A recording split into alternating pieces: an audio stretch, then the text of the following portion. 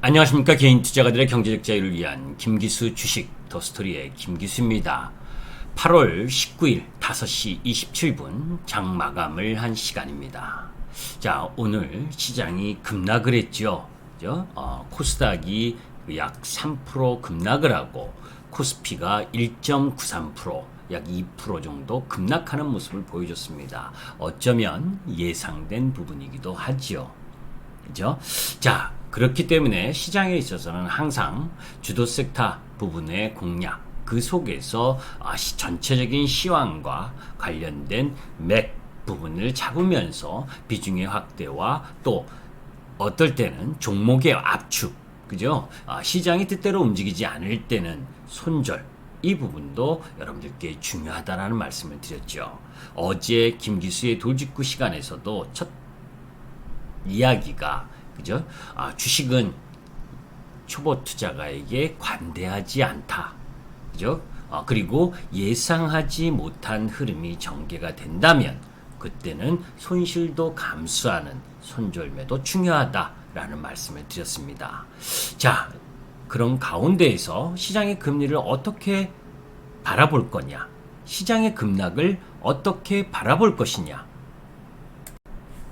금리와 그리고 환율, 이 테이퍼링, 이 부분에 대한 부분을 여러분들께 한번 설명드리려고 합니다. 자, 테이퍼링이라는 이야기 여러분들 많이 들어보셨죠? 그죠? 연방준비제도, 그러니까 FED가 양적 완화 정책의 규모를 점진적으로 축소해 나가는 것, 이제 출구 전략의 일종을 테이퍼링이라고 합니다. 금리 인상하고는 틀려요.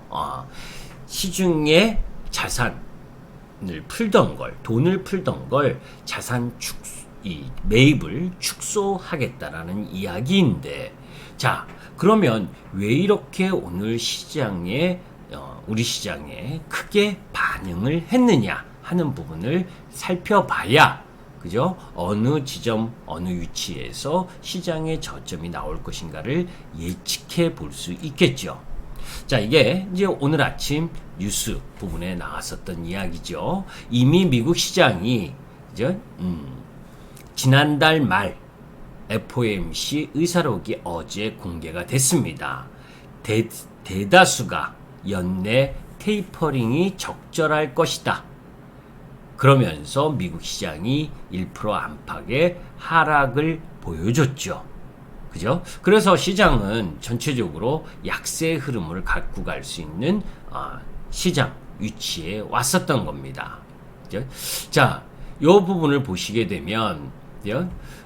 미국 중앙은행의 연내 테이퍼링 가능성이 대두되자 다우지수 1% 넘게 떨어지고 나스닥도 떨어졌죠. 그죠?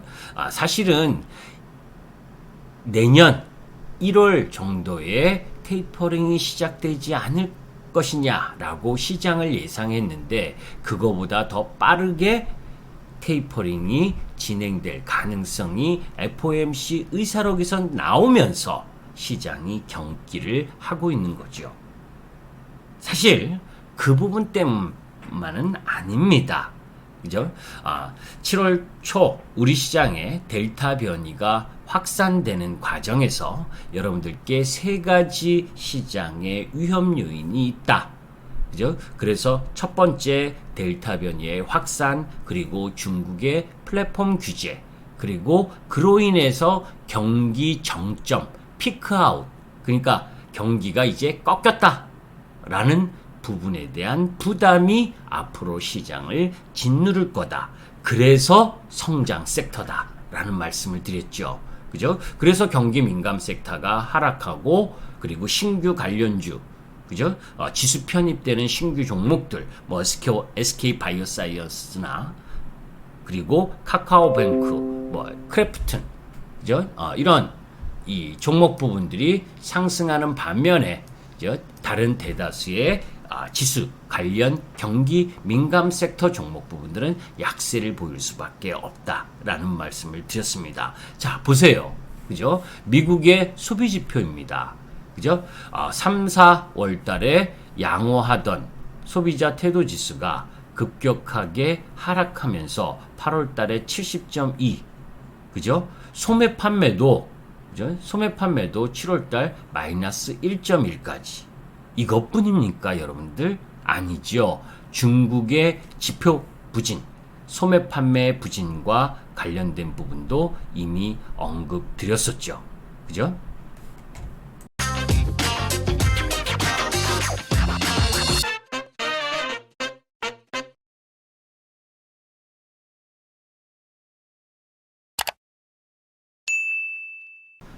자, 중국의 산업 생산과 소매 판매의 차트입니다. 그죠? 산업 생산도 1, 2월 달 35.1% 증가해서 7월 6.4% 증가율로 중국도 내려오고 있고, 그리고 이 소매 판매도 34.2% 증가율에서 8.5%로 한 자릿수로 내려왔잖아요. 우리나라는 중국과 미국, 유럽 이쪽으로 수출하는 국가 아닙니까? 그런 나라들이 산업 생산과 소매 판매, 중국이 다 꺾였고 미국은 소매 판매가 꺾였고 거기에 소비자 심리 지수까지 꺾였고, 그리고 9월 달까지 개인들에게 돈 풀어주던 것도 이제 완료되는 시점. 공짜 돈, 우리 코로나 때문에 또 25만 원 준다고 그러는 거, 그죠? 그렇듯이 미국이 돈 받던 거 이제 9월로 끝. 그러면 꽁돈 생기던 거 없어지잖아요. 그죠? 그러면 소매 판매나 이런 부분이 다소 위축될 수밖에 없잖아요. 그러면 전체적인 지표 부분이 안 좋을 수밖에 없는 상황 아닙니까? 그죠? 그런 가운데에서 사실 지난주 부분에 있어서 지난주 여러분들께 이 이야기를 했죠. 김기수의 돌직구 타임을 통해서. 그죠? 지난주 수요일 날 비투와 금리 인상, 유동성 파티는 끝났다. 주도 섹터의 흐름 부분으로 가지만 전체 시장에 있어서의 조정을 조심해야 된다는 얘기인 겁니다. 꼭 그 짧은 시간에 많은 내용을 이야기하다 보니까 콕 집어서 이야기는 하지 못했지만, 그죠? 무료 공개 방송을 통해서 말씀드렸죠. 이 부분 때문에 경기 민감주들 괜찮다 하다가 나중에 두드려 맞는다. 그죠? 왜? 항상 클라이막스는 요란하거든요. 그죠? 주가가 올라갈 때도 처음에는 천천히 올라가다가 마지막 불꽃 시세를 낼 때 확 올라갔다가 떨어지듯이, 떨어질 때도 마찬가지입니다. 하락을 찔끔찔끔 하다가 세차게 급락하는 부분, 적어도 2번 정도가 급락하는 흐름이 전개가 돼야 단기 바닥권이 형성되죠. 왜? 그렇게 처음 하락할 때는 시장 지수가 괜찮아요. 그죠? 그 부분 때문에 떨어지는 경기 민감 섹터 들고 괜찮은데, 그죠? 2차 전지도 저만큼 올라가는데 경기 민감주, 조선철강 건설기계 이런 쪽 라인도 올라오겠지. 기다리면 올라와요. 이렇게 이야기를 하잖아요. 그거 아니라 했잖아요, 저는. 그죠? 그렇게 기다리다가 뭡니까? 종합주가 지수가 급락을 하면서 같이 떨어지던 경기 민감 섹터 부분도 또 가열차게 떨어지게 되면 신용 위험, 이런 부분들이 전개가 되면서 급매물이 나오게 되고, 그런 부분들이 투매를 연출하면서 손바뀜을 만들어내는 거거든요. 그죠? 유동성 파티 끝났다. 그죠? 미국의 테이퍼링, 그리고 우리나라 저는 못할 거라고 예상을 하지만 그래도 집값을 잡겠다고 고승범 금융위원 내정자가, 그죠? 금리 인상하겠다고 자꾸 이야기를 하잖아요. 부동산하고 물가 잡겠다고 0.25bp 올려서 부동산 가격 잡을 수 있는지 모르겠는데, 더블딥, 한국 경제의 더블딥 우려가 있는 가운데에서 다음 주 8월 26일 날 금통위에서 금리를 인상할 것에 대한 부담, 이런 부분들 흐름들이 진행되면 되게 되니까 뭐예요? 시장의 유동성이 축소될 수 있다라고 하는 우려. 글로벌적으로는 미국의 테이퍼링, 국내적으로는 뭐예요? 한국은행의 금리 인상 가능성. 그러니까 적어도 이번 주와 다음 주 이 부담 흐름 부분들을 확인하고 경기 민감 섹터를 매수해야 되는 거 아닙니까? 그죠? 제가 단도직입적으로 저는 방송을 통해서 항상 경기 민감 섹터를 공략하고 싶은 마음이 전혀 없다고 그랬죠. 그죠? 주도 섹터가 2차전지 소재나 메타버스나 환경이나 그지? 뭐 OLED나 의료정밀이나 이제 많이 올라왔었던 종목들도 다소 가격이 부담이 살짝 되니까 그죠? 경기 민감 섹터가 조정을 받는 흐름에 같이 일정 정도 조정을 받게 되는 겁니다. 내 종목만 바라보시고 종목을 매매하시는 분들은 시장의 큰 흐름을 이해하지 못하게 되는 경우가 많기 때문에 왜 떨어지지? 자, 잘 보세요. 그죠? 안 떨어지는 게 이상한 거지요. 그죠? 안 떨어지는 게 이상하다. 무슨 얘기냐면 이 부분을 한번 보세요. 자, 지금 전광판입니다. 그죠? SK바이오사이언스가 4.5% 플러스, 카카오뱅크가 8.8% 플러스, 그죠? 그리고 메타버스 관련 맥스트가 1.3% 플러스, 그리고 크래프톤이 5%, 신규 관련주들, 지수 편입과 관련된 종목들, 그죠? 그리고 코미코, 그리고 2차전지, 천보, 몇몇 종목을 제외하고는 쑥대밭이죠. 그죠? 그러니까 안 떨어지면 이상한 상황인 거잖아요. 그죠? 그래서 제가 지난주부터 자꾸 유동성 파티가 끝났다. 그죠? 유동성 파티가 끝났으니까 시장의 조정을 대비해야 되는 거죠. 그죠? 자, 그러면 그것까지만 이야기하면 재미없잖아요. 그죠? 종합주가지수의 차트를 한번 보도록 하겠습니다. 자, 종합주가지수의 차트를 보니까 그지? 1월 11일 날 3266포인트 찍고 고점을 돌파하나 싶었는데 결국은 못 돌파하고 사실 3110 정도까지 내려오면 될 거다라. 그죠? 예측. 그 정도까지가 이 중심 라인이니까, 박스의 중심 라인이니까 사실 이쪽 구역으로 들어가면 이 부분 쌍가경인 겁니다. 그죠? 3100 이하로 들어오는 쪽 라인 부분은. 그런데 시장이라는 건 관성, 가속성이 붙는 거거든요. 그죠? 주가도 탄력을 받아서 올라갈 땐 생각보다 더 많이 올라가는 관성의 법칙, 가속성의 법칙이 전개되듯이 하락할 때도 마찬가지예요. 하락을 하면서 뭐예요?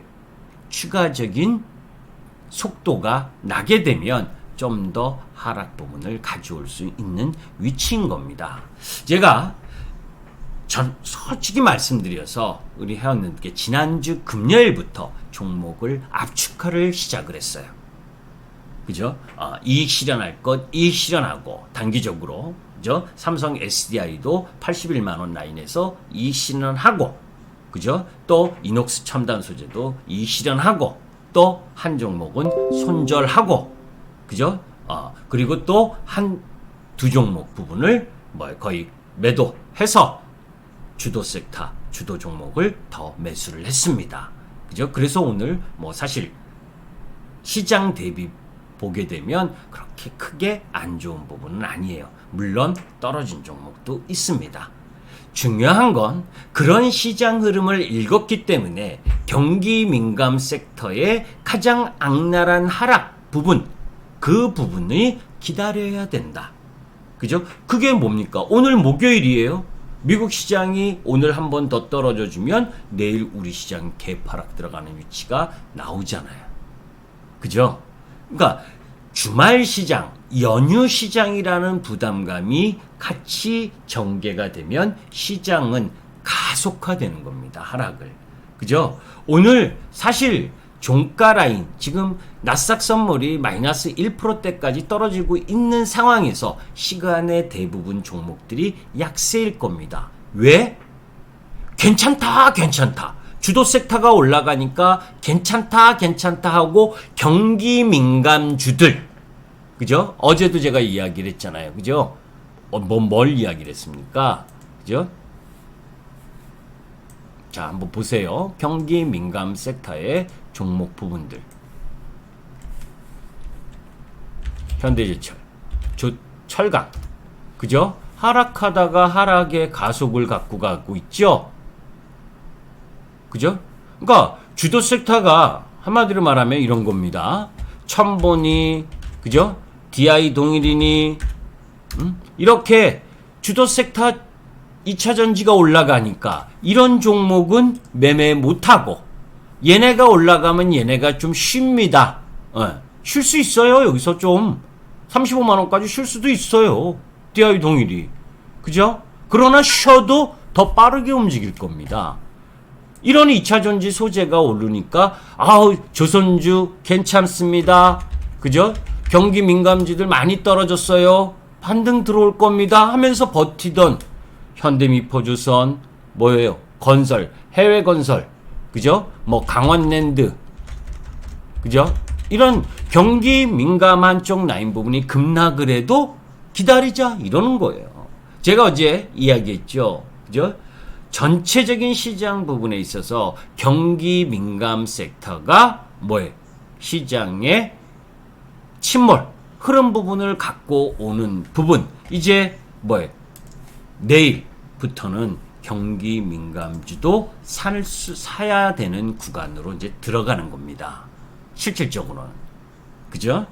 밀려도 살 수 있는 구간. 오늘 미국 시장이 차라리 1.5% 정도 급락을 해라. 그죠? 다우지수 나스닥 1.5% 내외 급락을 해라. 그리고 우리 시장이 뭐예요? 3085포인트 내외까지 차라리 개파락을 해서 아랫꼬리를 다는 형태. 금요일이니까 또 쫄리죠. 그죠? 개인투자가들이 쫄게 돼 있는 날입니다. 왜? 휴일을 앞두고, 그죠? 공포가 지배하고 신용 부담이 놓여져 있는데 매수보다 매도를 할 수밖에 없는 신용 잔고들이 있거든요. 그죠? 그런 타이밍이 내일이 이제 경기 민감 섹터를 분할 매수하는 타임 쪽으로 바라보는 구역이다. 그죠? 그 중에 이제 어떤 섹터, 경기 민감 섹터에서도 어떤 섹터와 종목 부분을 공략하냐는 또 공부해야 되겠죠. 그죠? 그런 와중에 뭐예요? 전체적인 계좌 움직임에서 경기 흐름 부분들, 지표 흐름 부분들이 안 좋게 나오는 상황으로 가면서도 여기서 이제 환율 부분도 하나 체크를 해볼 필요가 있죠. 자, 환율도 오늘 어제 나름 장대 음봉을 냈는데 오늘 강한 양봉을 냈어요. 그죠?